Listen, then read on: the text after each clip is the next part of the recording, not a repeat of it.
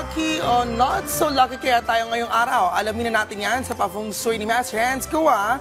Dito lang yan sa Ang Sabi. Rise and shine, mga ka-RSP!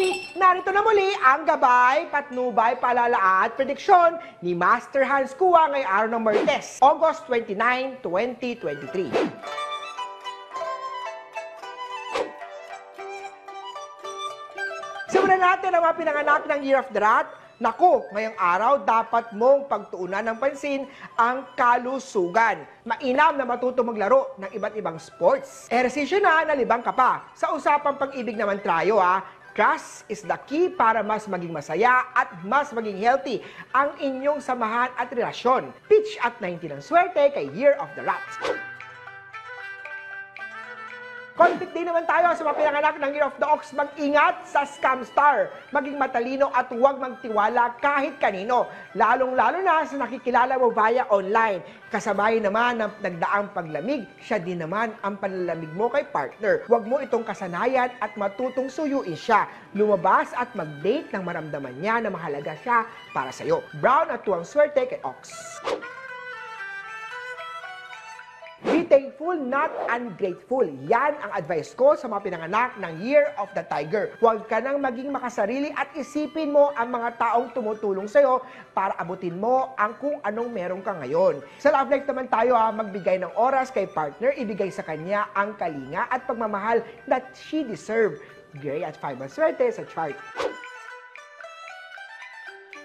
Magiging masaya naman ang araw na pinanganak ng Year of the Rabbit na sa chart nyo ngayong araw ang magiging masayang pamilya dahil magkakasama kayo at magkakaroon kayo ng konting salo-salo sa isang kaarawan. Sa pag-ibig naman tayo, huwag nang maghanap ng iba nang wala kay sweetheart. Maging kontento ka, make her feel that she's enough. Silver at 20 ang swerte kay Year of the Rabbit.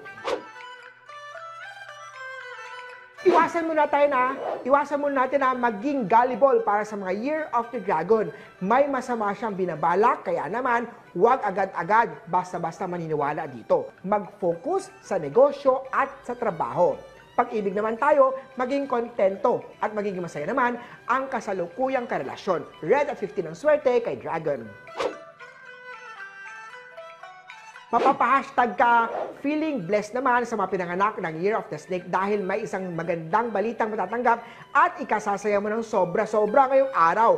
Ngunit umiwas tayo magpa-influensya sa di magandang negative vibes sa dala nila. Hurtful word star activated ngayong araw, kaya naman kung may hindi ka magandang sasabihin, manahimik ka na lang. Yellow at 15 ang swerte sa chart. Tutok lang tayo at magbibigay pa tayo ng Hansabi mamaya part 2 dito lang po sa Rise and Shine Pilipinas!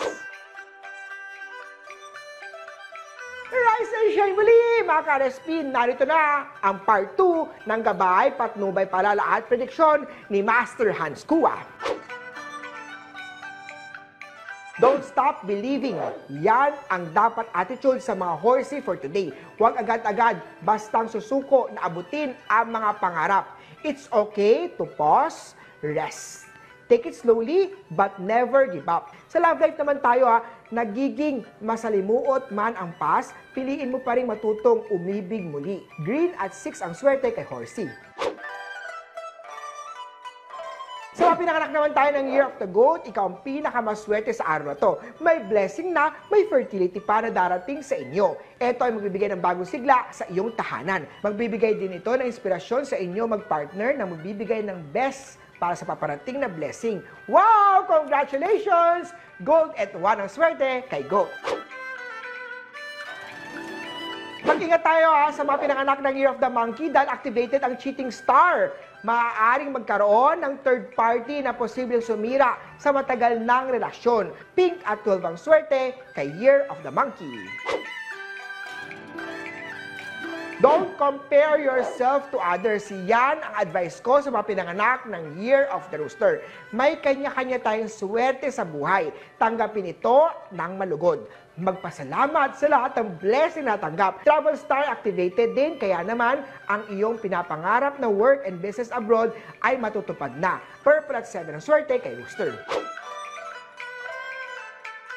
Maganda ang magiging output, kaya naman you will be appreciated by your boss today para sa mga pinanganak ng Year of the Doggy. Ipagpatuloy mo lang ang iyong nasimulan, laging masipag, be consistent and patient, at malapit ka nang ma-promote. Sa wakas, bago na magpatayo ng property, may pag-ugnayan mo yan kay Master Hans Kua para sa prosperity ritual.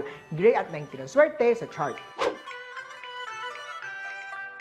Tatalunin ng mga Year of the Piggy si Ate Guy sa pagiging superstar dahil ang daming activated ngayong araw na stars. Meron silang agreement lock star na magbibigay ng swerte pagdating sa love life. Money lock star naman na magbibigay naman ng swerte pagdating sa business opportunity. Kapag lumalago na ang negosyo, matutong mag-ipon at bumili ng asset. Huwag puro liabilities. Aqua at 3 ang swerte sa chart. Huli po, ito'y mga gabay, patnubay, paalala at prediction lamang ni Master Hans. Nasa inyong mga kamay nakasalalay ang inyong tagumpay. Kaya naman, always be positive at i-claim ang mga swerte, mga ka-RSP.